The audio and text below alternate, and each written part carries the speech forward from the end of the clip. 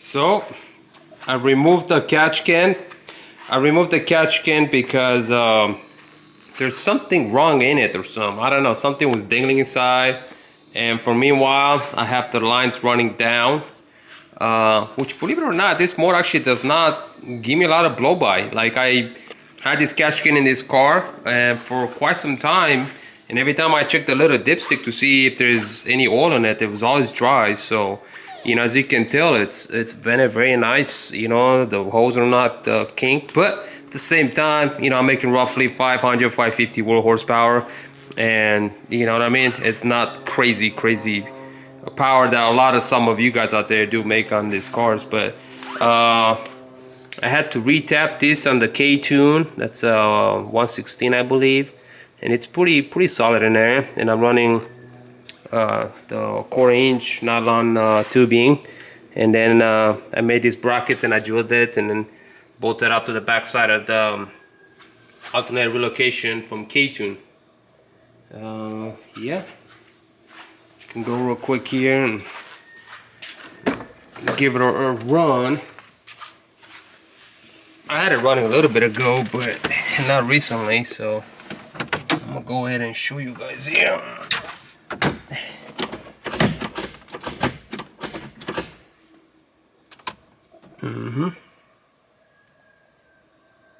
I've been working around the garage, working on the motorcycles. I'm about to work on the Delso next, but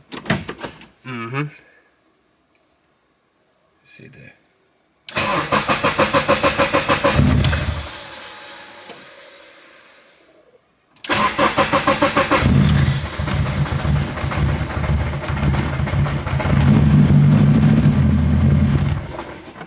Yeah, see.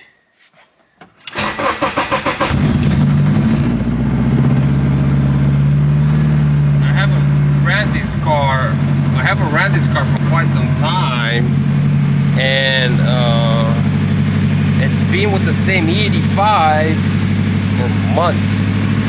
And sometimes, you know, the E85 startup is kind of, you know what I mean? A lot of people kind of complain about the E85, but I usually don't test out my E85. I usually just put it in and run it.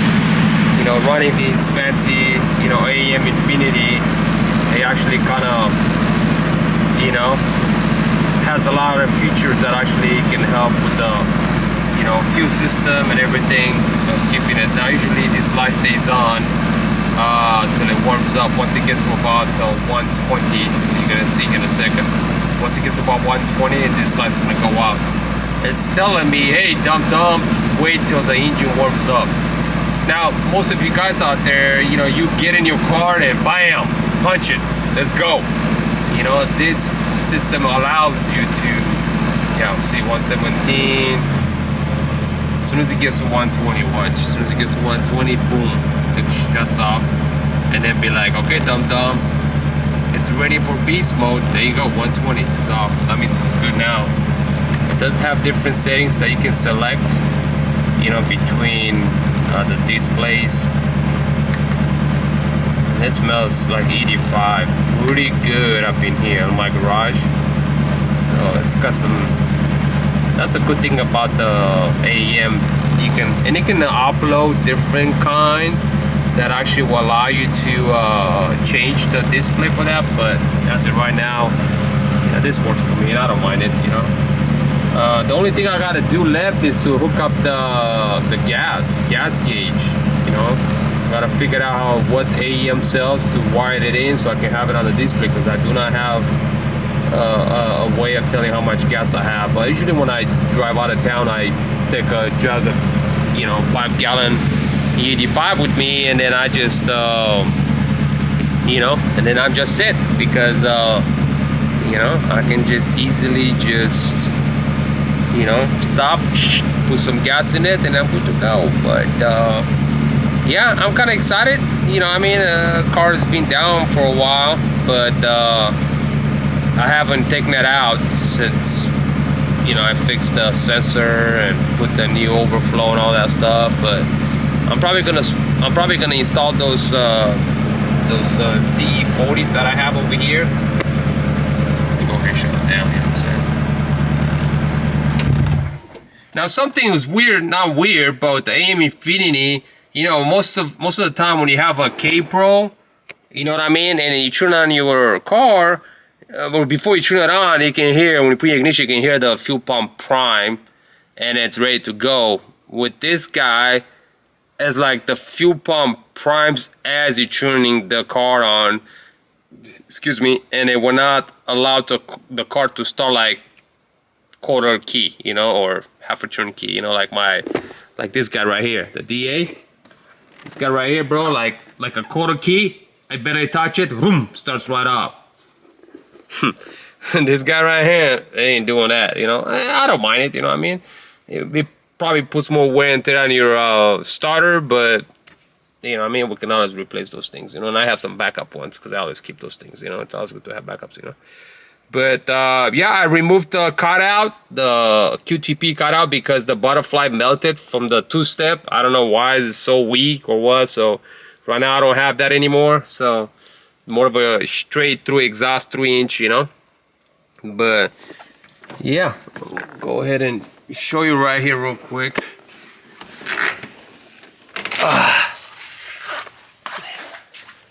Yeah, I got this guy right here. I need to clean it up, you know what I'm saying? I've been driving this guy around a lot lately. Look at that. Look how dirty that is. Oh, hit a bug right there, you know what I'm saying? But yeah, I'm thinking to go ahead and swap those Z40s on Monica. But yeah, she's looking good.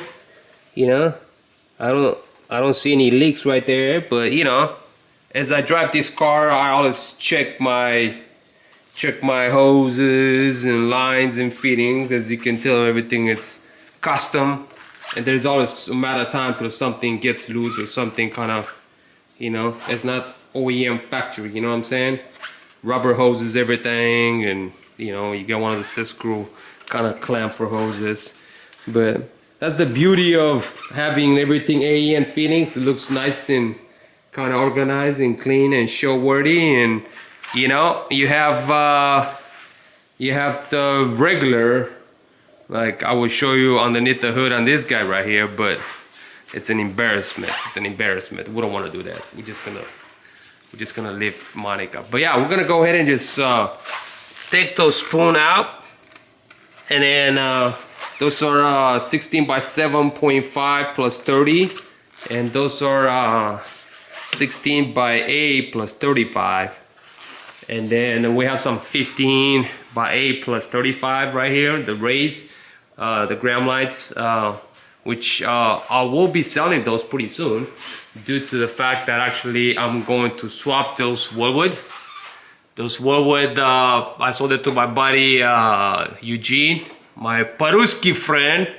And once I get my 6-piston Woodwood, I'm gonna go ahead and ship those Woodwood to him. I mean, look at those things, man. They're brand new. The rotors are new as well, too. But anyways, yeah.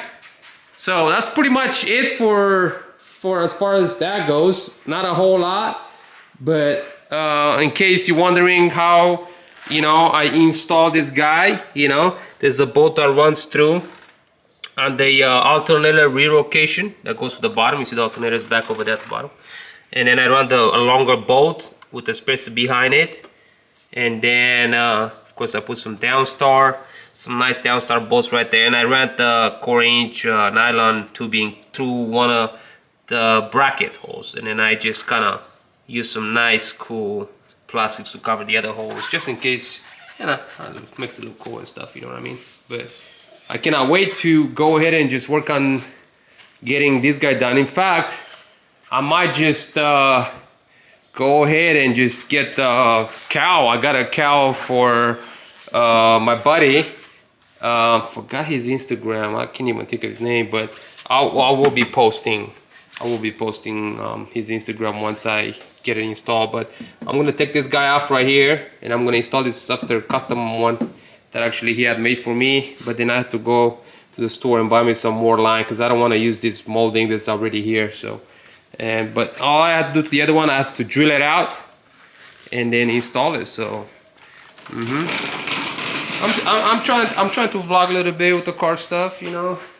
I know I'm always on this guy. I'm always on this guys, you know. I'm always beast mode. I'm gonna tell you guys, this guy's big, man. She's big, bro. She's big and fat. You know what I'm saying? This doing a wheelie on this thing, man. It's like, oh my gosh, bro. Anyways, I got my quad lock installed today. Just kind of made my own little deal up in there. You know what I'm saying? You know, and I got the stabilizer, so that way when you shake, you know, beast mode, you know, it's not going to damage my iPhone, which I had that happen in the past. But anyways, this guy's busted. I busted the radiator due to the wheelies. Is because the radiator is bolted to the frame at the top, 2 ears, and then bolted to the engine right here. What happens is when you go up on one wheel and you bring it down, since it's bolted on the engine right there, guess what? The engine, the gravity and the weight of the engine pulls down. Well, when it pulls down, guess what? That right there, it stretches the radiator and it kind of cracks the radiator right at the top. It's a common problem with the KTMs, you know. Now, and this guy don't have that problem because it's got a lot of travel. You know what I mean? A lot of wheel travel, and it's really smoother. And quite frankly, I don't bring this thing to 12 o'clock. You know what I mean? So you know, I don't. You know, I mean, I ride the wheelie, I chase it down, and it's nice and smooth. But I'm not doing that 12 o'clock deal. Not on this guy right here. You know what I'm saying? But anyways, long story short is that's done. This is done. I'm probably gonna put those wheels on, clean it up. Maybe I'll go ahead and just start working on this guy. I gotta take that guy. I have it over there on the box. And then install this guy too, you know, and just kind of do a little bit of touch up. Because honestly, I wanted to take the engine off the Del Sol and put the other guy right there. But I'm not sure. I mean, I got plenty of work to do. Trust me, I got work to do on all the cars if I wanted to do something. Then, you know, I would still like to supercharge my Tacoma. Still working on that. I mean, I want to go over the Clown. I want to change out the bushings, bar joints, making it solid. And as you know, if the motor blows up on this guy right here, man, I'm telling you, I'm gonna go ahead and just do a K-swap turbo setup on it. And I'm gonna beef it up, everything. I mean, it's gonna be crazy setup. I mean, I'm talking about crazy transmission, airlift. I mean, it's gonna be nasty. And it's gonna be more kind of like a road race kind of car. I'll drive it on the street too, don't get me wrong, but it's gonna be gnarly. You know, I wouldn't want to make no more than like 700, maybe 650, 700 wheel. And just man, I mean, roast the wheels on these suckers, man. But anyways, that's a long story, you know. Who knows when we'll get to that. But back to Monica. That's where we're at. Well, guys, thanks for watching. Appreciate you. That's all I got for you today. I'll catch you guys in the next one. Y'all be blessed.